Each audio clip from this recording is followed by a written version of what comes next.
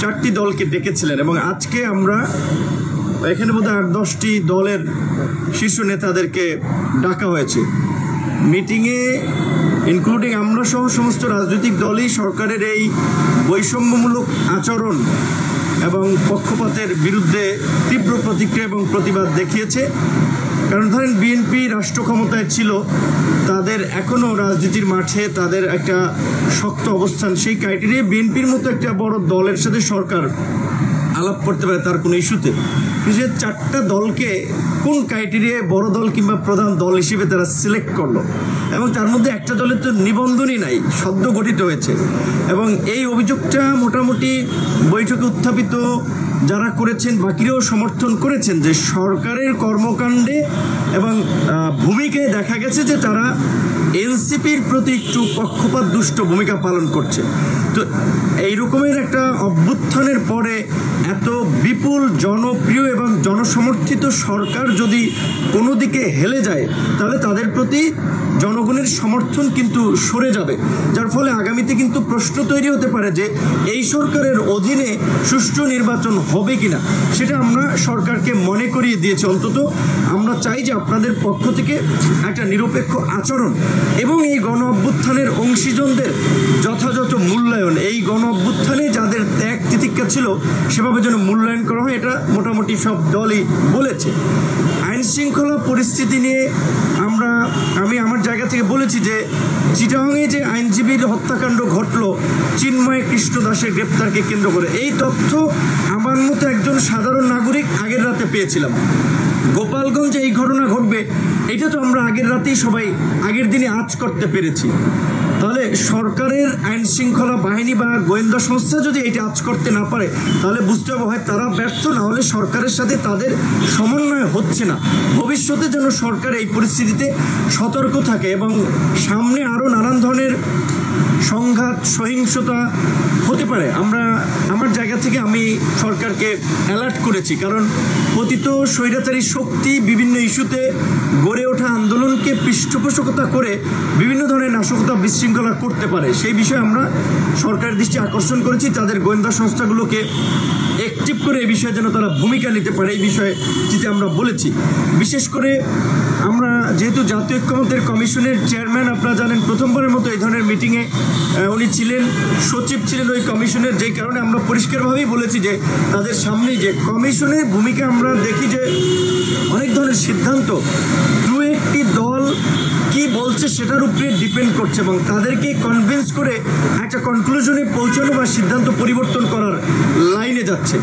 তো সংস্কার কমিশন কিংবা সরকার যেন বৃহত্তর জন আকাঙ্ক্ষার পাশ কাটিয়ে তারা যেন কোনো রাজনৈতিক দলের প্রতি বায়াসড হয়ে কিংবা কোনো রাজনৈতিক দলের চাপে এই ধরনের সিদ্ধান্তে না পৌঁছে সেটি আমরা স্মরণ করিয়ে দিয়েছি। বিশেষ করে এই গণ অভ্যুত্থান পরবর্তী পরিস্থিতিতে আমাদের যে প্রত্যাশা ছিল সেইখানেই বড় রকমের একটা ধাক্কা আমরা খেয়েছি।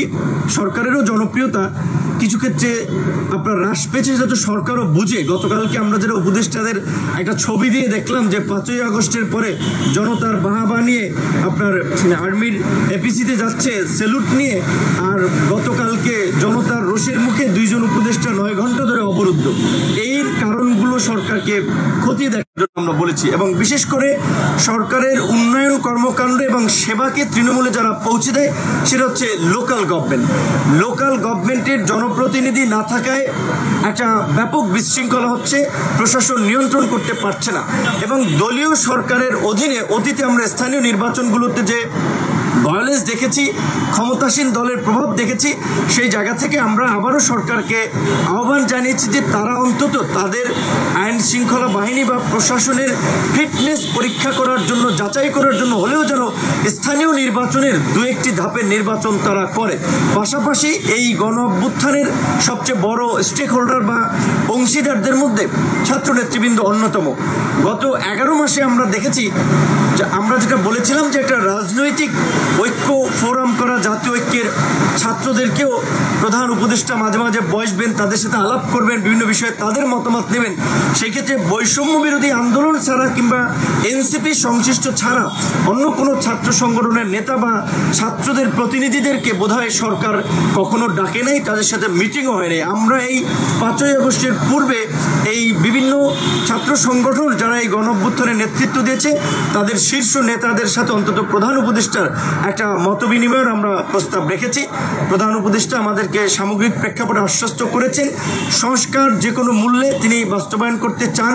কাঙ্ক্ষিত বিচারের প্রতি আমাদের যে কনসার্ন সেই বিষয়ে তারা একটা অগ্রগতি দেখতে চান এবং যে কোনো মূল্যে এই জুলাইয়ের যে আমাদের একটা ঐক্য প্রতিষ্ঠিত হয়েছিল সেই ঐক্যটাকে ধরে রেখে এবং বিশেষ করে এই জুলাই মাসে যেন আমরা এই আমাদের ঐক্য চেতনার জন্য একটা পুনর্জাগরণ ঘটাতে পারি, সেজন্য এই মাসব্যাপী উদযাপনের পাশাপাশি আগামীর বাংলাদেশ বিনির্মাণে যেন আমরা কাজ করতে পারি সেই বিষয়টির উপরে তিনি জোর দিয়েছেন, আমাদের সকলের সহযোগিতা চেয়েছেন। এবং রাজনৈতিক দলগুলো ইনক্লুডিং আমরা বারবার বলেছি যে 2-1টি দল সরকারকে মিটিং করার প্রয়োজন হলে মতবিনিময়ের সুযোগ পায়, বাট অন্য যে গুরুত্বপূর্ণ স্টেক হোল্ডার তারা সুযোগ পাচ্ছে না। সেই ক্ষেত্রে এই বিষয়টি আমলে নিয়ে অন্তত প্রত্যেক মাসে যেন সরকার বিভিন্ন রাজনৈতিক দলগুলোর সাথে একটা ডায়ালগের মধ্যে দিয়ে পরিস্থিতি সম্পর্কে একটা করণীয় ঠিক করতে পারে, ধারণা নিতে পারে, এই প্রস্তাবটি আমরা রেখেছি এবং সেটাও তারা গুরুত্ব দিয়ে বিবেচনা করবেন পরবর্তী মাস থেকে এবং নিয়মিত একটা বসার এই বিষয়টি তিনি আশ্বস্ত করেছেন। আপনাদেরকে ধন্যবাদ।